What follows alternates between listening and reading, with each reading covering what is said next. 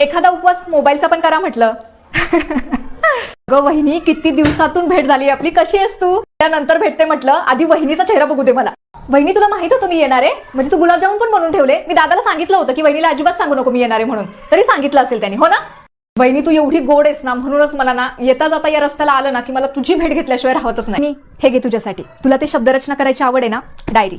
याच्यामध्ये तुला जेवढ्या शब्दरचना करता येतील ना तेवढं लिहून ठेवत जा. दादा, तुझ्यापेक्षा जास्त ना वहिनी स्मार्ट आहे. म्हणजे तिला ना माझ्या मनातलं बोलण्याच्या आधी सगळं कळतं. तुला तसं अजिबात कळत नाही. बाई, ते तुमचं किती सासू सुनेचं प्रेम मला टोमणे ऐकायला लागतात माहितीये कधी कधी, की तुझी वहिनी अशी, तुझी वहिनी तशी, तुझी वहिनी अशी, तुझी वहिनी तशी. वहिनी, खरं सांगू, तू नसतीस ना माझं सासरी काहीच खरं नव्हतं बरं का. म्हणजे तू अक्षरशः मला तू चहापासून ते पूर्ण स्वयंपाक इतका छान शिकवलायस आणि सगळ्या गोष्टी इतक्या बारीक निरीक सांगत असतेस ना, खरंच मला त्या इतक्या उपयोगात येतात ना.